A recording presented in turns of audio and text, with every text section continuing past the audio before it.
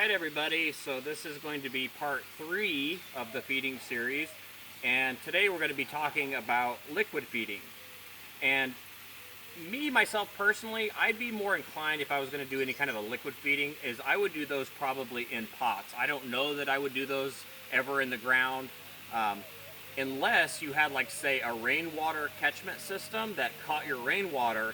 And then I would probably mix in a liquid feed into that rainwater, and I would feed and water all the trees at the same time, because I can imagine that would be pretty awesome using the rainwater, because that's pretty much the best water that you can get, and I would think that this would bind to that water really well.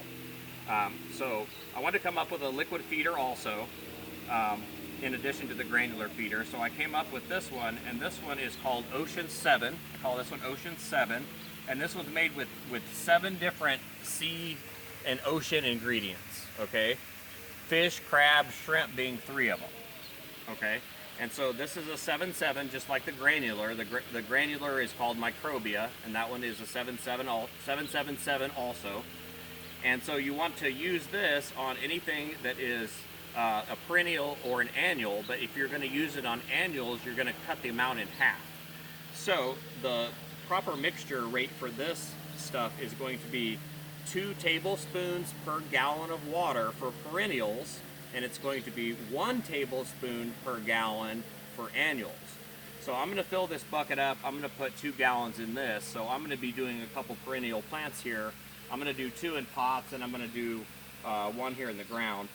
And I'm going to feed these guys, but never cheat on fertilizers. Never think that, oh, hey, if I pour the whole bottle in, it's going to do 10 times as well, because that's not the way fertilizers work. In fact, they work the opposite. I found that if you cut the amounts back and you give them that monthly feeding, that they do the best under those conditions. And it's not like giving them steroids or giving them 3 big meals, because you know how you feel after Thanksgiving dinner. You just don't want to move, you don't want to do anything, and the plants kind of react that way too. So I've noticed over that slow feeding over time, it seems to work out the best for the metabolism of these trees. So I'm going to be feeding a couple of these tropicals. I've got a wax apple, or a wax jambu, red wax jambu here in a pot. I've got a little lychee, or I'm sorry, a longan, little seedling that I grew. And then in the ground back behind me, I've got a black sapote, or a chocolate pudding fruit, who is looking really good for, well, February. I mean, he already cruised through the wintertime, and he looks just awesome. And he's planted out here in the back in the food forest. So I'm going to go ahead and give these guys a feeding. But like I said, if I was going to use this, it would probably mainly be in pots. But you can feel free, if you want to feed and water at the same time, feel free to do that also. So I'm going to go ahead and fill this bucket up. I'm going to put my mix in first. So I'm going to do, like I said, about 2 gallons. So in fact, I'm actually going to cut this back too. So I'm going to do, instead of doing 4 tablespoons,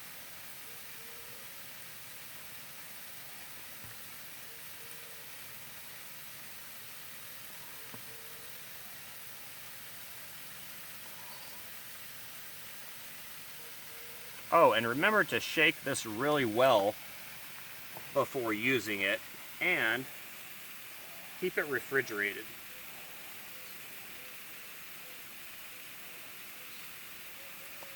Let me shake this up real quick.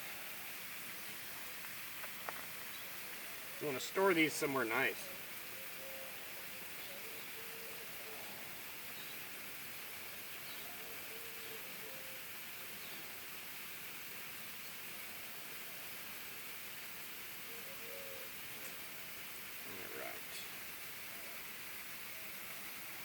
Put about a half of one. There's 1, 2.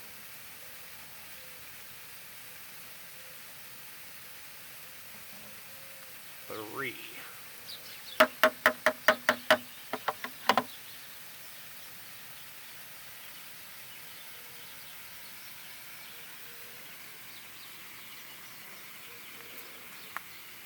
Now you're going to do the same thing as far as the pre-soaking goes.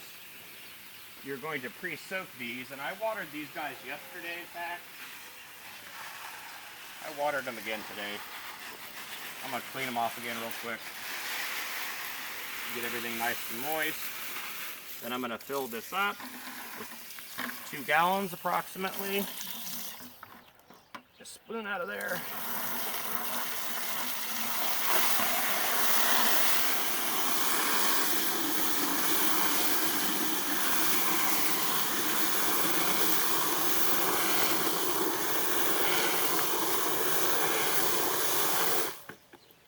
All right, so we're going to call that 2 gallons.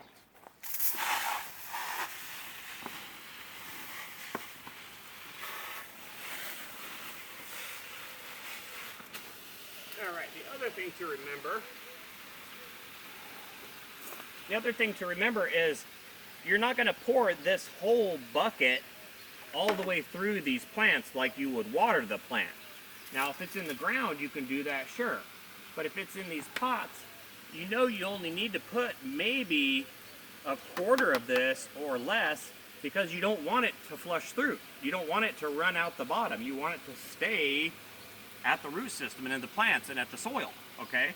So this bucket is gonna last me for quite a few feedings on quite a few plants. Now obviously I'm gonna pour the rest of this on that chocolate persimmon, but say if I had a bunch of pots, I'm not going to put very much of this. This is gonna cover probably 10 pots this size. These are 24 by 24 inch pots approximately. So what I'm gonna do, I'm gonna pour some of that in.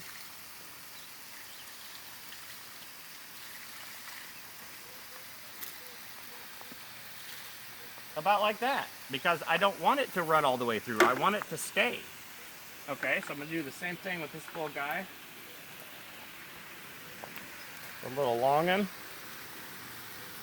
Just gonna put enough that's gonna stay in the soil and not run out the bottom. Okay, now I've got a bunch left, which would cover a bunch more, but for this video, I'm just gonna go ahead and put the rest of it on this chocolate persimmon. And I'm gonna try to hit the drip line as best I can. It's kind of thick in here. Okay, we're gonna do it like that, I guess.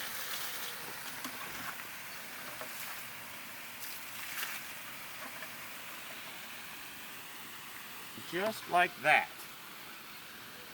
So with liquid feeds,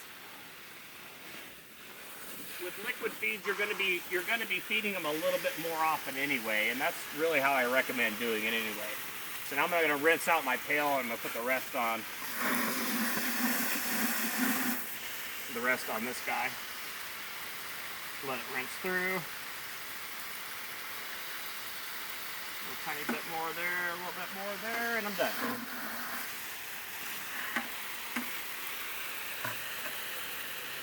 And that is liquid feeding, guys. So that is just a different way, a different approach.